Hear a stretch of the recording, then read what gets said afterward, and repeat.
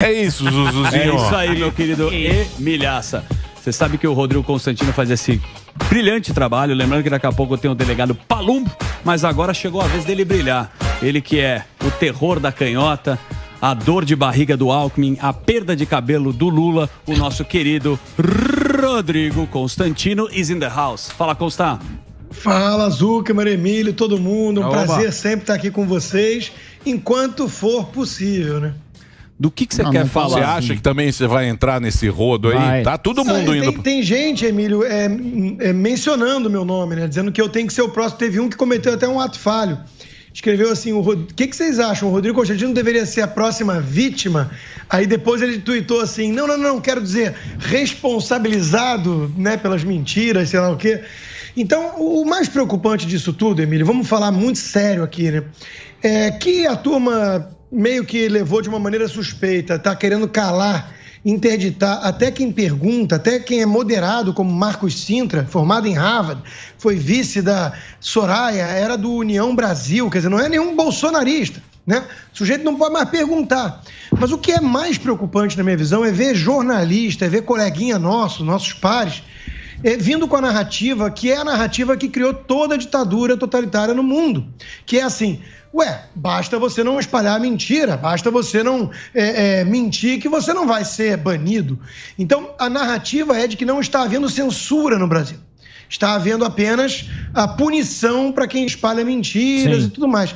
Isso é absurdo. Primeiro lugar, porque mesmo o cara que mente, ele tem que ser livre para mentir. Exato. E pagar as consequências de outra maneira.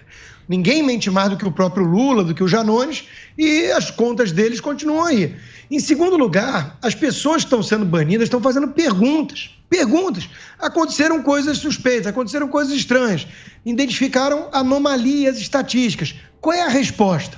Em vez de apresentarem a resposta, estão suspendendo as contas, censurando, intimidando, calando. E isso tudo, além de exalar culpa, né, responsabilidade, culpa no cartório, do lado de lá, mostra que a mentalidade dessa turma é ditatorial.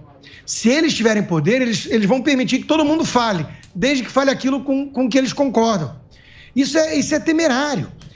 O princípio da liberdade de expressão não é a pessoa falar apenas verdade, né? E verdade esta analisada pelo Ministério da Verdade, pelo Alexandre de Moraes. Isso é coisa de distopia do George Orwell. Isso é coisa de filme de terror. Então, eu estou muito preocupado, não é com o Alexandre de Moraes, esse sempre me preocupou. Eu sei do que ele é capaz, eu sei o que ele quer. Eu estou preocupado da quantidade de gente que está passando pano para isso, mas cada vez está ficando mais chato, mais feio, porque eles estão indo atrás, não é da Carla Zambelli, não é do Nicolas Ferreira, em que pese a deputada mais votada e o deputado mais votado do país e da história. Né? Imagina, 1,5 milhão votaram no Nicolas e não tem agora o representante nas redes sociais, que é a praça pública da era moderna. Não bastasse isso, mas eles estão suspendendo conta do Sintra. Sintra é um sujeito, é um professor, é um economista, é um cara moderado, é um cara anti-Bolsonaro em muitos aspectos, muitos. E o tweet dele levanta questões legítimas, perguntas, ele tem dúvidas. Está proibido ter dúvidas no Brasil. Mas o titio Musk está de olho.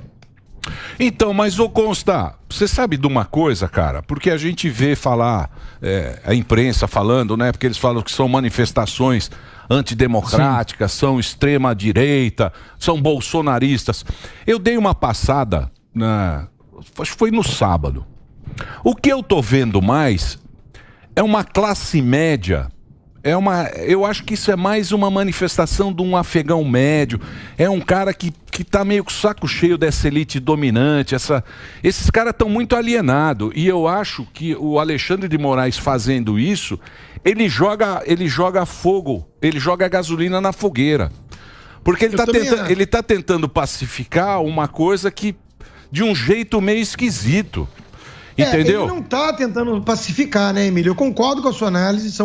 Tem de tudo nas ruas, mas, mas na média é isso então, que você falou, na minha opinião. Mas vamos lá. Pessoas isso, mas vamos, então, vamos lá. Se ele fala, olha, as eleições aconteceram, tá resolvido, o Lula vai ter uma galera que tá na rua. A gente viu isso aí. Sim. E você vê que não é nem extremista, é gente normal, cara. Sim. É homem, mulher, família, Criança. tudo com aquelas bandeiras do Brasil. O cara vai de bicicleta, de carro, com a família. Você vê que é uma classe média que tá meio puta com o Brasil. Entendeu? Tá revoltada com o sistema do Brasil.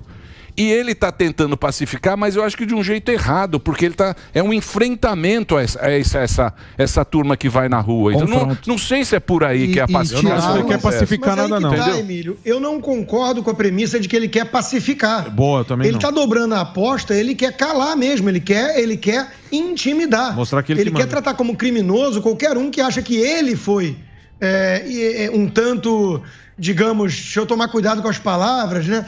Mas negligente na presidência do TSE, enviesado, partidário, né? Então, assim, as pessoas estão incomodadas, indignadas, revoltadas, com toda razão.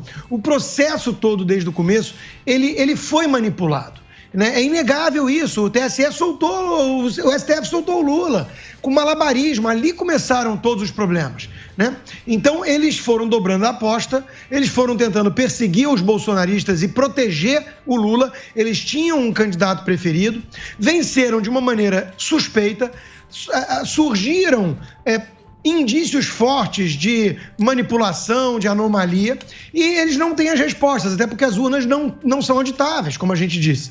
O código-fonte, que tem 16 milhões de linhas, não é possível você entrar ali e saber o que aconteceu. E não tem a oferição pública, não tem a materialização do voto, que era a PEC, que ia ser aprovada, mas o Barroso praticou ingerência e conseguiu frear. E se vangloria disso, né, da ingerência em outro poder. Então, o fato aqui, Emílio, é que um poder subjugou o outro. Sim. E a população brasileira, que ganhou gosto pelo debate político, não quer aceitar a volta do ladrão, do socialista, da forma que aconteceu, na marra, no grito, a censura. Eles estão cansados. E vai para a rua com um sentimento difuso de revolta, na esperança de que alguém, alguma coisa, Forças Armadas, presidente, Senado, alguém possa salvar o Brasil desse destino trágico. Se é viável ou não acontecer alguma coisa palpável, concreta disso, eu não sei. O que eu sei é que as manifestações, os protestos são absolutamente legítimos. Você querer jogar para escanteio, escantear um terço da população brasileira ou mais, porque a eleição foi apertada. Nem todo mundo que votou em Bolsonaro é bolsonarista, porque é o anti-Lula, é o fenômeno tal, e nem todo mundo que votou no Lula é lulista. Agora, foi apertado. E as pessoas estão se mobilizando porque elas estão vendo que a coisa foi esquisita, para dizer o mínimo. Você pegar essa multidão e falar, não, quem está questionando, quem está na dúvida, quem está colocando em xeque a minha idoneidade, né, é um criminoso, eu vou censurar, eu vou calar, isso aí é óbvio que joga mais lenha na fogueira, mas eu não acho que ele queira pacificação. Ele quer garantir que o candidato dele assuma o poder. Então ele vai fazer o que para isso? Suspender quantas contas mais? A minha? Vai perseguir o quê? A Jovem Pan? Já estão fazendo, né? Então, mas o povo na rua, ninguém tem como parar. Esse é que é o problema. Só se meter bala. Aí tá doido. Então, esse é que é Enfrentamento. o problema é o povo na rua. Esse que é o negócio. O problema é a galera que vai pra rua. Esse é que é o problema, não é o Twitter. Sim. Pra mim é a solução. Esse é que é a galera que tá saindo. Que eu falei. O poder emana do povo, né, Emílio? O poder emana do povo. Isso aí é o povo querendo sua voz, que está sendo calada em veículos de comunicação, nas redes sociais e até nas urnas, segundo relatos aí, né? Teve gente que falou assim, eu descobri que na minha sessão teve 0 votos pro Bolsonaro. Como é que pode isso? Então, mas isso é sério? Isso é sério?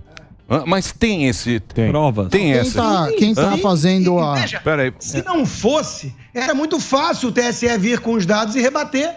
Essa postura deles só denota culpa no cartório.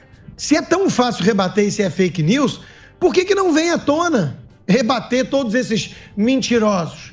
Né? Então é óbvio que a postura chama atenção. E hoje, ao que tudo indica, sai o relatório das Forças Armadas, do Ministério da Defesa. A minha fonte disse que vão vir com, abre aspas, grandes inconsistências, fecha aspas. É mais um indício de que a coisa foi suspeita. Então, quando você soma tudo isso, né, o Brasil está virando Venezuela antes do que a gente esperava. Isso é grave, Emílio. Daqui a pouco ninguém mais pode falar nada. Cara, o Elon Musk se meteu na história. O quão bizarro é isso? O Brasil tá degringolando rápido demais, o cara nem assumiu, né? O cara nem assumiu e eles estão fazendo isso. Imagina ele com o poder da presidência na mão e um poder judiciário militante e subserviente. Era exatamente isso que eu ia perguntar, Consta, porque a gente tem um judiciário muito forte, né, que está suprimindo aí os outros poderes, um legislativo acuado, e a minha pergunta é justamente essa, porque atualmente o judiciário ele é abertamente contra o executivo. Como que seria a tua análise com o executivo junto com o judiciário e um Congresso até então oposição aos dois? Como é que você analisa esses dois poderes agindo em conjunto, o executivo e o judiciário? Quem deposita a esperança no legislativo, que deu uma guinadinha à direita, eu acho que está sendo ingênuo. Está sendo otimista demais, para colocar o mínimo aqui, né? Ontem mesmo veio almoçar na minha casa um senador que é independente, é meu amigo, e eu conversava isso com ele, né? Eu falava, senador, muita gente está colocando as expectativas todas em vocês. Ele falou, Rodrigo, o jogo para a reeleição do Pacheco está muito pesado já. Quer dizer, a gente sabe que tem um centrão fisiológico que não vai seguir princípios. Exato. Vai ser cooptado facilmente por quem lançou mão de métodos como mensalão e petrolão. E já querem, né, pelo visto, preparar o petrolão 2.0. Entraram na justiça contra pagamento de dividendo da Petrobras. Eles querem um recurso em caixa da empresa para quê? Para que será, né? Para que será que eles querem? A gente sabe o que eles fizeram no verão passado. Então imagina esses caras com o poder da presidência na mão e um legislativo cooptável, em parte, e um judiciário militante, camarada, companheiro. Porque, vamos lembrar, o que esse STF fez em relação ao governo Bolsonaro em 4 anos de governo. Ele criou obstáculo, barreira desde o início, ele impediu quase o presidente de governar, inventando coisas. E também tem, inclusive, criado legislação. É um supremo ativista que subjuga também o poder legislativo, não só o executivo. Agora, imagina isso tudo unido. Não tem quem segure um troço desses. Agora, a turminha de mercado, né, Alba, acreditou. Né? Isso o Sami pode falar melhor que eu. Né? Não, Lula moderado. Isso. É o Meirelles, é o Armínio. Porra, já está hoje na capa do Globo. E a pressão interna do PT é o Fernando Haddad para ministro da Fazenda. Carreta furacão. Brincou com fogo essa turma. Brincou com fogo. Ô, Consta, eu acho que é aí que está o grande problema do negócio. Vai ser a economia, né? Vai ser a economia. É sempre uma questão importante. A economia que vai dar o se a economia degringolar muito rápido, e às vezes o mercado é um mecanismo de antecipação, né? Sinalizar que vai ser Mercadante e Haddad dando as cartas econômicas, o mercado acusa o golpe rápido, né? Aí o dólar dispara, as coisas pioram. Se acontecer isso, de novo, aí sim, esse centrão, esse sistema podre e carcomido, que é muito poderoso, consegue criar barreiras ao Lula, ao PT, né, para não deixar o PT ser hegemônico. Mas vamos lembrar no passado quanto tempo levou para isso. Levou 7% de queda no PIB com a Dilma. Não teve pandemia na época, a pandemia chamava-se PT. Então, assim, é verdade, eu acho que o sistema é mais forte que o PT. Eu acho que eles impedem o Brasil de virar a Venezuela. Eu acho. Agora, é um jogo arriscado e precisa flertar com o inferno. Até aí o povo já está na M, já tem inflação, já tem miséria, a picanha voadora ficou na metáfora, né? Então, assim, aí é um cenário muito triste para o país, para poder o sistema podre reagir. Para os tucanos olharem e falar assim, brincamos de uma coisa errada, vamos ter que expurgar aqui o nosso companheiro. Tá com muita sede ao pote. Isso aí já é o caos. Então, de novo, Emília, é muito triste ver o Brasil caminhando nessa direção, porque a gente sabe, é aquela sensação de filme de terror ou então de pesadelo que alguns têm, que você vê a coisa acontecendo em câmera lenta e você já sabe o desfecho, o cara tá caindo no abismo e ele tá lá comemorando, achando que tá, né, vai voar picanha. O cara tá pulando picanha voadora, e você vê no abismo embaixo dele. É muito triste isso. Você que sabe o que vai acontecer, porque não precisa ser clarividente. Porque o elenco é o mesmo, né? Esse elenco aí a gente já viu. Sim, vale a pena ver de novo. Elenco e agenda. Eles não aprenderam nada, não esqueceram nada. Mercadante foi o cara que chorou de emoção com o congelamento de preço.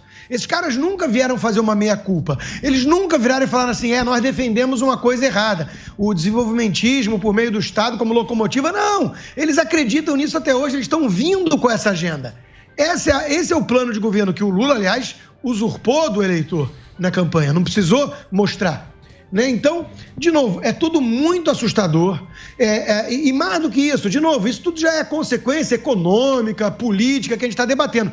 Mas antes disso, é a sensação de que os caras levaram na mão grande. E fica por isso mesmo. Isso é coisa de republiqueta. Isso é coisa de republiqueta. Você não pode permitir um TSE tão autoritário e arrogante que tem a função burocrática administrativa de organizar o processo eleitoral com transparência para que o eleitor, que é o cliente, esteja satisfeito e acredite e confie nesse processo. Você não pode tratar esse eleitor como um criminoso por olhar e falar tem coisas esquisitas, o TSE, me explica. E o TSE partir para cima do cara. Isso não pode ser assim, isso não é coisa de país sério, gente. E o Bolsonaro... Minha missão é sacudir aqui a turma que está em sonolência ainda. Isso não é coisa de país sério. E o Bolsonaro quieto do jeito que ele tá? Por que o Bolsonaro tá tão quietinho? É difícil responder isso. Ele com o silêncio dele está alimentando esperança nas pessoas que estão na rua. E eu sou um cara realista. Eu já vi muito esse filme antes, né? Acabou, porra! Bolsonaro eu autorizo, vagabundos, canalhas na 7 de setembro. E os caras foram levando, foram dobrando a aposta, foram perseguindo, foram calando. Então, assim, a turma do pijamão, os milicos de pijamão, cá entre nós, eu sei que as bases estão revoltadas e indignadas. Mas, assim, por onde andam, né, os generais? Eu não sei, acho que eles estão quietos. Eu entendo que não seja trivial, viu, Emílio? Porque o dia seguinte é traumático. Muita gente clama por um milagre, uma bala de prata, sem pensar no dia seguinte. Não é uma coisa trivial. O que eu sei é que as pessoas que estão nas ruas estão clamando por transparência no processo eleitoral e justiça, por uma democracia de verdade, não por essa democracia fajuta de gabinete que meia dúzia de banqueiros com meia dúzia de políticos do Centrão coordenam por baixo dos panos nos bastidores podres do Renan Calheiros.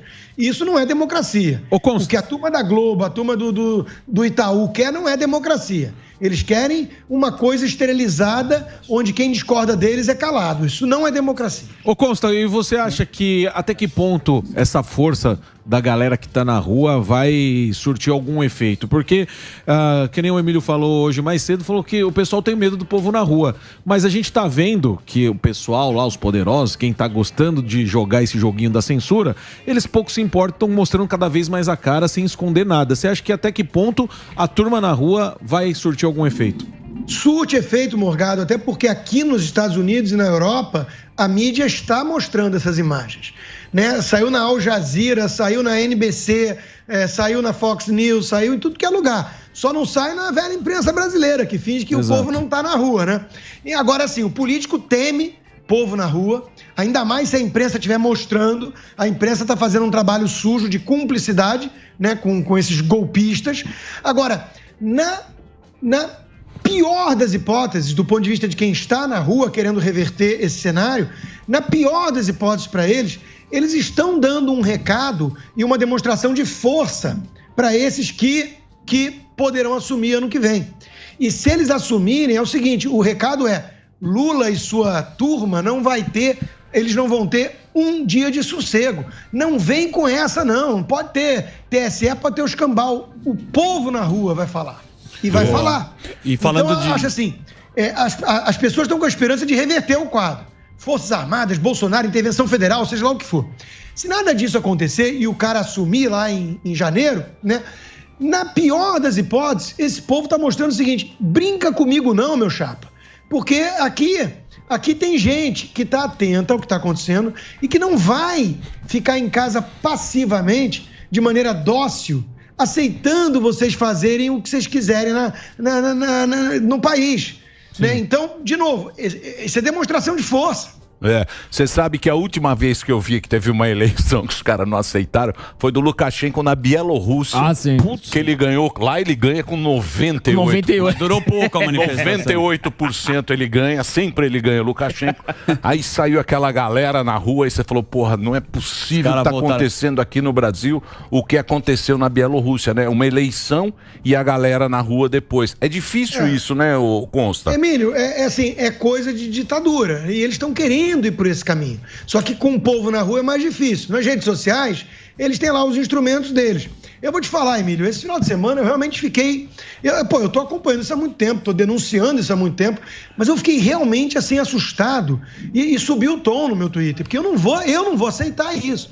E o fato de eu estar aqui, é óbvio que me dá um pouco mais de ousadia, né? Aqui ele não consegue certas coisas. Então, assim, quando eu vi Nicolas Ferreira, o cara é 1,5 milhão de seguidores, ele estava fazendo perguntas. Ele viu a live do argentino e ele fez perguntas ao TSE. O cara foi eleito com 1,5 milhão de votos, censurado. Aí vem depois o Marcos Sintra, quando junta tudo muito rápido. Eu olhei e falei assim, vem cá, os caras ligaram o tudo ou nada. Aí o Ricardo Noblat posta no final de semana uma foto ao lado do Toffoli. Com o bonezinho. Ex-advogado do PT, Exato. Né? Que foi relator do caso envolvendo a mulher dele, do Noblat, com a justiça, e do lado dos dois, um sujeito com boné do CPX, aquela marca que eles botam no fuzil do Comando Vermelho e no peito das vítimas. Os cupincha, cara, não fala mal dos cupincha, não. Isso virou escárnio.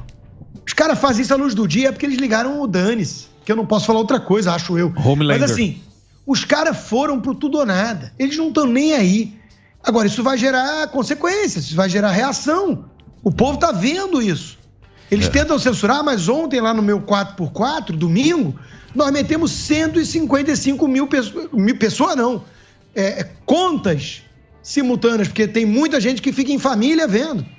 Mas eu falo... 300 mil pessoas acompanhando ao vivo no YouTube. Ô, Consta, mas eu nem falo pelas redes, tal, não sei o quê. A força desse negócio da turma é entre elas, é entre o pessoal que tem família, que tem amigo. Tá engajado. Muito menos, a gente tem muito menos importância. Sim, a gente tem muito menos importância do que a gente acha que a gente tem. Concordo. Porque essas manifestações, ninguém falou nada, ninguém fez nada. Você vai na rua, tem, sei lá, milhares de pessoas ali, você fala, meu Deus. Mas eu mesmo fui cético no início.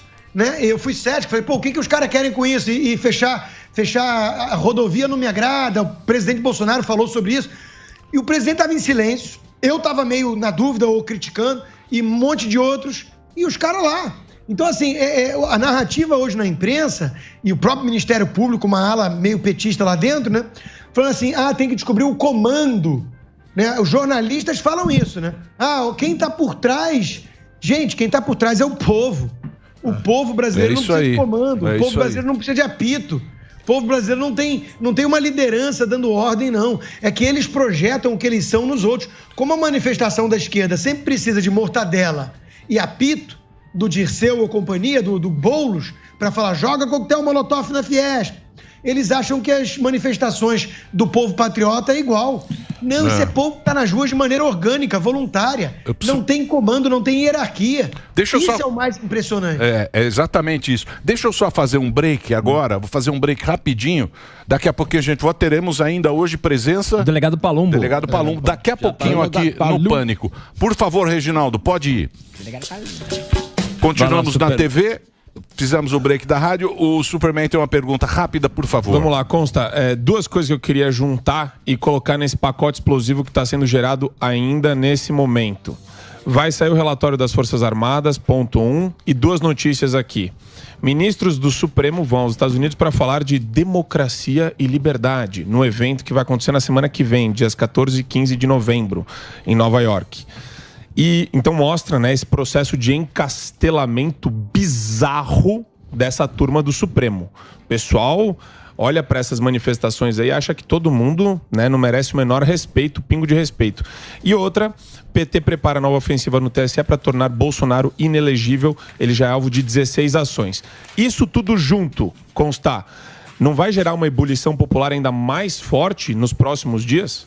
Provavelmente, Marco Antônio. E veja, é importante que você trouxe essas três coisas separadas, porque elas são peças de um mesmo quebra-cabeça. Está muito claro que o PT vem com sede de vingança, de controle hegemônico, de totalitarismo.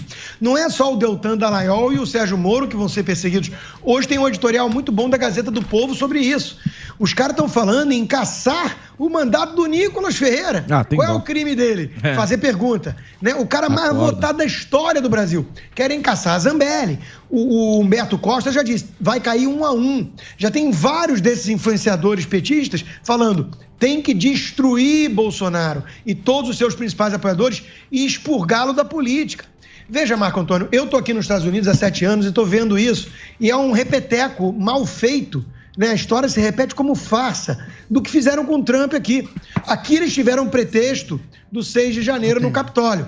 Eu tomei cuidado no início, por isso que eu fui cético, crítico, que eu falei, pelo amor de Deus, só não forneçam esse pretexto a eles. É tudo que o sistema podre e carcomido quer. Não façam isso. Mas eles estão loucos para expurgar da política toda a direita. Aí eles vão chamar de democracia de novo, quando são eles e os priminhos tucanos. Então o Lula já disse, eu vou conversar com todo mundo. Da esquerda, direita não. Os seus principais apoiadores, lulistas, já deram o sinal. Aqui não tem conversa com ninguém de direita e todos eles são golpistas e fascistas. Se você está lidando com golpistas e fascistas, você tem que prendê-los. Você tem que exterminá-los. E essa é a tônica do PT. Então eles vieram para vingança. Que pacificação uma ova. O amor venceu, só se for o amor do Comando Vermelho. Né? Não existe amor nessa turma. Então eles estão vindo com tudo. E aí tem a bolha, né? Os ministros em Nova York fazendo discurso totalmente desconectado da realidade, porque eles vivem numa bolha e são paparicados pelos militantes, que eu agora só chamo de blogueiros petistas, disfarçados de jornalistas. Né? Essa turminha fica defendendo eles, Verinha e companhia, são tudo blogueirinho petista. E ficam defendendo essa bolha, né? E os caras estão preparando o terreno para asfaltar. Então é óbvio que isso vai gerar mais e mais reação. A turma nas ruas está vendo o que está acontecendo. Eles estão fora da bolha. E eles estão lá com... Cada um tem uma agulhazinha para furar a bolha, né? É uma pergunta. Vem cá, se foi tão transparente o processo e houve lisura, por que você não rebate a análise do argentino? Em vez de calar todo mundo. Eles não conseguem responder uma coisa tão simples. Não conseguem. Então está muito escancarado o que está acontecendo no Brasil hoje. Está muito escancarado. A única dúvida é, eles levam no grito ou não? Ninguém sabe a resposta até hoje. Que coisa, hein, Constar? Que situação, hein? Hã? Que situação. Você está preocupado, né? Eu tô. Eu não piso no Brasil tão cedo, enquanto tiver assim. Porque é óbvio que eu sou alvo, né? Eles já deixaram claro isso. Já deixaram transparecer, né? Carreta furacão. Claro, tem gente muito corajosa no Brasil comprando essa briga. Mas movimento de resistência a ditaduras, Emílio, historicamente falando, sempre tiveram muita força daqueles que estavam exilados, né? Expatriados. Porque é óbvio que no local da ditadura é mais perigoso. Começa a ter que ter movimento clandestino, né? Underground, submundo, escrever panfleto apócrifo. É óbvio. Porque isso é coisa de ditadura, só que, adivinha, nós estamos vivendo o que no Brasil hoje? Aqui nós tivemos censura. Então. Não venha, saiu lá depois, lá o TSE falou, não teve censura. Aquilo foi censura claro que nós recebemos. Você não pode falar isso é censura. Pode falar o que você quiser, exatamente, que é censura. Mas aí, meu amigo, a lei tem que ser cumprida e a gente vai cumprir a lei, não é? Mas isso aí não vai dar coisa boa, não. Não vai dar coisa boa. Ô Consta, obrigado aí pelo seu papo, hein? Obrigado aí pela conversa. A oportunidade, sigamos firmes e fortes aí na resistência democrática a esses tiranos. É isso aí. Rodrigo Constantino conversou com a gente.